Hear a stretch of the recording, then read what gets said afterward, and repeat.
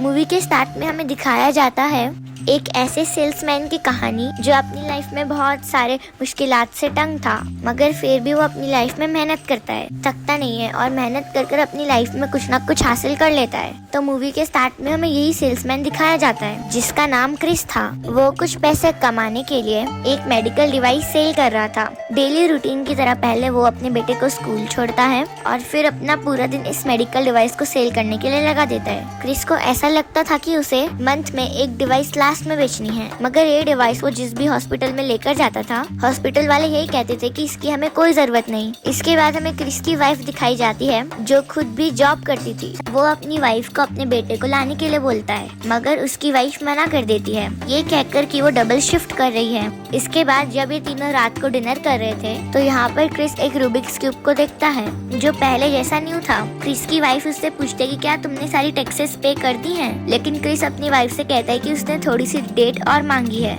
तो ये सुनकर उसकी वाइफ परेशान हो जाती है। अब जब उसकी वाइफ काम पर चले जाती है तो वो रूबिक्स क्यूब को दोबारा से सॉल्व करने लगता है और कहता है ये तो बहुत ही इजी है। अगले दिन क्रिस दोबारा से अपनी मेडिकल डिवाइस बेचने के लिए जाता है तो वो रास्ते में एक बिजनेसमैन को दिखता है जो अपनी बहुत बड़ी गाड़ी में बैठा हुआ था। तो क्रिस उस बिजनेसमैन से पूछता है कि आप अपने लिविंग के लिए क्या करते हो? तो वो बिजनेसमैन क्रिस को जवाब देता है कि मैं एक स्टॉक ब्रोकर हूँ। क्रिस ये सुनकर कहता है कि क्या इसके लिए ज्यादा एजुकेशन चाहिए? तो वो आदमी कहता है ये ज्यादा जरूरी नहीं है, मगर हर इंसान को अपनी मेहनत पे यकीन होना चाहिए और उसके पास स्पेशल स्किल्स होनी चाहिए। क्रिस ने जब उस बिजनेसमैन से बात की तो वो ये सोच रहा था कि उसके आसपास के लोग कितने खुश हैं और उसकी लाइफ में कब ऐसा दिन आएगा कि वो भी खुश होगा। अब अगले दिन क्रिस अपनी वाइफ को बताता है कि आज वो घर लेट आएगा क्योंकि उसने भी स्टॉक ब्रोकर के लिए अप्लाई किया था। उसकी वाइफ कहती है कि क्रिस मजाक मत करो, हमारे पास घर का रेंट पे करने के लिए सिर्फ 2 महीने बचे हैं। अब क्रिस को स्टॉक ब्रोकर के ऑफिस में जाना था। वो अपनी डिवाइस को ऑफिस के अंदर नहीं ले जा सकता था, इसलिए वो अपनी मेडिकल डिवाइस को बाहर एक लेडी के पास छोड़ देता है। जब क्रिस जॉब के लिए अप्लाई कर रहा था तभी वो बाहर देखता है वो लेडी जिसके पास उसने डिवाइस रखवाई थी वो वहाँ से उसकी डिवाइस लेकर भाग रही थी। क्रिस ऑफिस से अपना एप्लीकेशन फॉर्म लेता है और फिर उस लेडी के पीछे भागता है, मगर वो लेडी जो ट्रेन में बैठकर चली गई थी। और उस दिन क्रिस ने अपनी वाइफ से प्रॉमिस भी किया था कि वो आज के दिन इस डिवाइस को बेच देगा। अब नेक्स्ट डे क्रिस बहुत ज्यादा परेशान था। वो इस एप्लीकेशन फॉर्म को फिल करता है और ऑफिस में इस फॉर्म को सबमिट करवाने जाता है। अपना फॉर्म तो वो ऑफिस में सबमिट करवा देता है। इसके बाद जब वो बाहर आता है तो वहाँ उसको वही लेडी दिखाई देती है जो उसका डिवाइस लेके भाग गई थी। वो जल्दी से उसके पीछे भागता है और उसके पास जाके कहता है मैंने अपनी सारी सेविंग इस डिवाइस पर लगाई है और इस डिवाइस को खोने का मतलब तुम जानती हो, मेरी पूरी महीने की ग्रोसरी खोना। क्रिस अपने बेटे के बर्थडे पर उसको बास्केटबॉल गिफ्ट करता है। अब जब क्रिस अपना डिवाइस सेल करने के लिए बाहर जाता है तो तभी उसको रास्ते में ऑफिस का वही डीन मिलता है। क्रिस उससे बताता है कि मैंने 1 महीने पहले अपनी एप्लीकेशन को सबमिट कराया था, लेकिन डीन के पास उतना टाइम नहीं था। वो कहता है कि अभी मुझे कहीं जाना है। क्रिस उस आदमी से थोड़ा टाइम मांगता है क्योंकि क्रिस उससे बात करना चाहता था। वो कहता है कि मुझे भी उसी जगह पर जाना है जहाँ पर आपको जाना है। वो दोनों अब एक ही टैक्सी पर बैठकर चले जाते हैं। अब टैक्सी में क्रिस अपनी स्किल्स और पर्सनालिटी के बारे में उस आदमी को बता रहा था, लेकिन वो आदमी रूबिक्स क्यूब सॉल्व करने में बिजी था। वो आदमी क्रिस से कहता है कि लो तुम करो रूबिक्स क्यूब को सॉल्व, और क्रिस टैक्सी से उतरने से पहले ही उस रूबिक्स क्यूब को सॉल्व कर देता है। यह देखकर डीम उससे बहुत इम्प्रेस होता है, लेकिन जैसे ही टैक्सी रुकती है डीम उससे उतर जाता है। इसका मतलब ये था कि टैक्सी का रेंट भी क्रिस को ही देना था। क्रिस आगे जाता है और टैक्सी से उतरकर भाग जाता है और वो फौरन से ट्रेन में चढ़ जाता है, मगर ट्रेन में उसका एक हाथ बाहर रह जाता है जिस हाथ में उसकी मेडिकल डिवाइस थी। उसी दिन क्रिस अपनी वाइफ को कॉल करता है और उसे सॉरी कहता है क्योंकि वो टाइम पर घर नहीं पहुंच पाया, मगर उसकी वाइफ बहुत ज्यादा गुस्से में थी क्योंकि उसने क्रिस की वजह से अपनी शिफ्ट कभी मिस कर दिया था। तो उसकी वाइफ उससे कहती कि मैं अपने बेटे को लेकर जा रही हूँ। जब क्रिस वापस घर आता है तो वो देखता है घर में ना ही उसकी वाइफ थी ना ही उसका बेटा।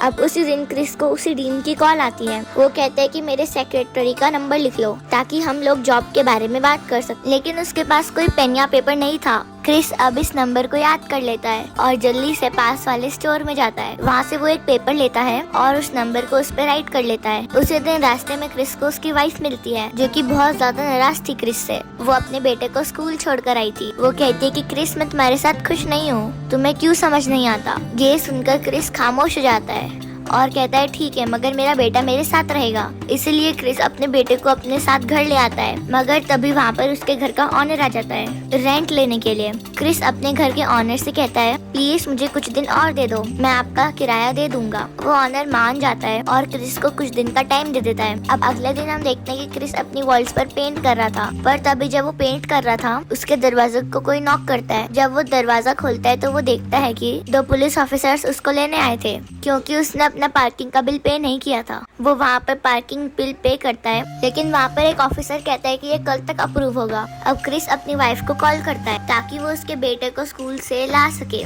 उसकी वाइफ मान जाती है। उसी दिन क्रिस का इंटरव्यू भी था। वो जल्दी से टीम के पास भागता है इंटरव्यू देने के लिए, मगर ये क्या, उसने तो पुराने वही कपड़े पहने हुए थे, क्योंकि उसके पास ज्यादा टाइम नहीं था। वो ऐसी हालत में इंटरव्यू देने जाता है तो लोग बहुत ज्यादा हैरान हो जाते हैं। तब क्रिस बताता है कि कल वो अरेस्ट हो गया था और वो सीधा पुलिस स्टेशन से यहाँ पर इंटरव्यू देने आया है। अब जब इंटरव्यू होता है तो वहाँ के जो मेन बॉस थे वो क्रिस से ज्यादा इम्प्रेस नहीं होते, हालांकि उसने वहाँ पर इंटरव्यू में सारे लोगों को हंसा दिया था। अब वो जो वहाँ पर मेन बॉस था वो उसे हाँ बोल देता है, लेकिन क्रिस कहता है कि मैं इस जॉब के बारे में आपको सोच कर बताऊंगा, क्योंकि ये अनपेड टेंशन जॉब थी और इसमें क्रिस को पहले पे नहीं करा जाएगा। लेकिन वो जो डीन था वो क्रिस से कहता है कि तुम अब इस जॉब को कंटिन्यू करो। इसके बाद क्रिस वापस घर आ जाता है। घर में उसकी वाइफ और बेटा भी आ गए थे। उसी रात जब क्रिस का बेटा सो जाता है तो उसकी वाइफ उसको बताती है कि वो न्यूयॉर्क जा रही है, क्योंकि उसको वहाँ पर वेट्रेस की जॉब मिली है। क्रिस मान जाता है और कहता है कि लेकिन मेरा बेटा मेरे साथ रहेगा। उसकी वाइफ को इस बात पे यकीन था कि क्रिस उसके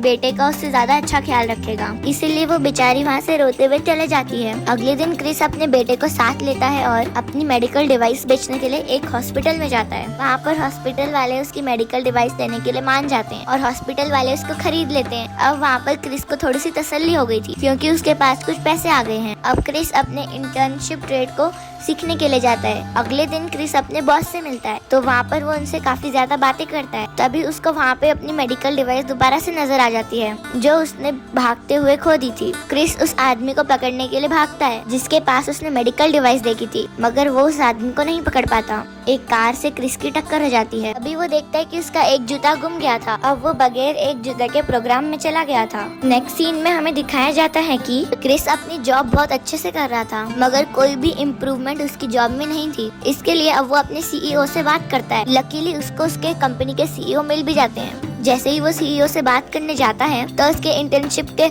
बॉस उसे पकड़ के बात करने लगते हैं और कहते हैं कि क्रिस मेरी कार प्लीज दूसरी जगह पर पार्क कर दो। इसी वजह से क्रिस अपने सीईओ से बात नहीं कर पाता। उसी रात क्रिस अपने बेटे से कहता है कि बेटा तुम मेरी हेल्प करोगे, अगर तुम मेरी हेल्प करोगे तो हो सकता है कि हम बास्केटबॉल मैच देखने के लिए चले जाएं। अब अगले दिन क्रिस सीईओ के घर पे जाता है और सीईओ ने क्रिस को एक चांस दिया। इसके लिए वो सीईओ को थैंक यू बोलता है। सीईओ क्रिस और उसके बेटे को अपने साथ ले जाने के लिए बोलता है, क्योंकि क्रिस ने ही बोला था कि वो बास्केटबॉल मैच देखने के लिए जा रहे हैं। तो गेम के दौरान वहाँ पर सीईओ क्रिस से बात करते हैं और वो कहते हैं कि मुझे तुम्हारी ऑफर्स अच्छी लगती हैं और ऐसी कोई भी बात नहीं कि मैं तुम्हारे ऑफर्स को रिजेक्ट करूं। और अब क्रिस की लाइफ में थोड़ा सा सुकून आने लगा था। क्रिस की लाइफ थोड़ी सी अच्छी चल रही थी, मगर एक दिन क्रिस के अकाउंट से कुछ पैसे काट लिए जाते हैं अनपेड टैक्सेस की वजह से, जो टैक्स उसने पे नहीं किए थे, जिस वजह से क्रिस परेशान हो जाता है और उसके पास अब सिर्फ थोड़े से ही पैसे रह गए थे। इसके बाद क्रिस अपने एक फ्रेंड से पैसे लेने जाता है, जो कि क्रिस ने अपने फ्रेंड को कुछ देर पहले दिए थे। पर वो फ्रेंड कहता है कि क्रिस मैंने तुम्हें तुम्हारे पैसे लौटा दिए थे।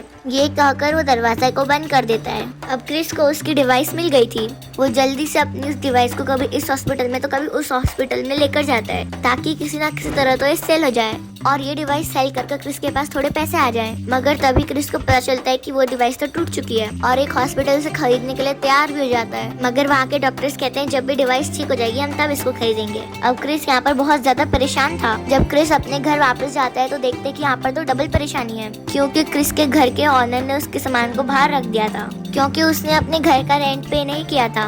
क्रिस चाबी से घर का लॉक खोलने की कोशिश करता है, लेकिन लॉक चेंज हो चुका था। अब क्रिस और उसके बेटे के बाद कोई भी ऑप्शन नहीं था। वो अपने बेटे को लेकर एक स्टेशन में पहुंच जाता है। उसके बेटे के हाथ में एक डिवाइस थी, तो वो अपने बेटे से कहता है बेटा कि कोई टाइम मशीन तो नहीं है, हम इसको ऑन करेंगे ना और डायनासोर की दुनिया में चले जाएंगे। क्रिस का बेटा ये सुनकर बहुत खुश हो जाता है। इसके बाद वो सारी रात एक वॉशरूम में बिताते हैं। क्रिस का बेटा जब सो गया था तब क्रिस अपनी ऐसी किस्मत पर रोने लगा था।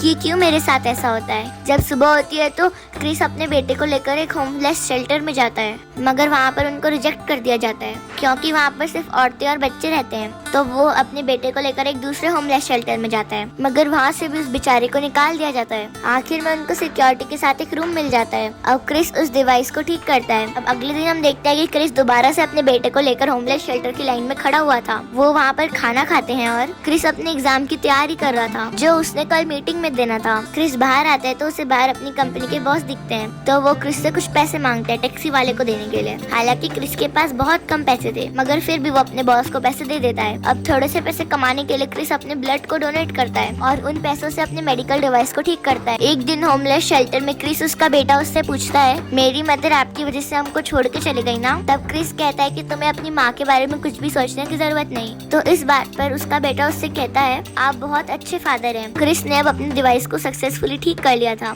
और वो उस डिवाइस को सेल कर देता है, जिससे उसको बहुत सारे पैसे मिलते हैं। अब क्रिस अपने बेटे को लेकर एक होटल में शिफ्ट हो जाता है। इसके बाद वो दोनों बीच पर जाते हैं। अगले सीन में हमें दिखाया जाता है कि जो उस कंपनी का डीन था वो क्रिस को कांग्रेचुलेट करता है क्योंकि उसने काफी सारे क्लाइंट हमारी कंपनी के साथ जोड़े हैं। नेक्स्ट डे क्रिस अपने ऑफिस में जाता है। उसे देखकर सब लोग उसकी तारीफ करते हैं। वह बताता है कि मैंने यह न्यू शर्ट इसलिए पहनी है क्योंकि आज मेरी इंटर्नशिप का आखिरी दिन है। तो वहाँ के जो बॉस होते हैं वो उसको आंख मार कर कहते हैं कि कल भी तुम्हें यही शर्ट पहन कर आना है क्योंकि अब तुम्हें जॉब परमानेंट मिल चुकी है। क्रिस यहाँ पर अपने आंसू काफी कंट्रोल करता है।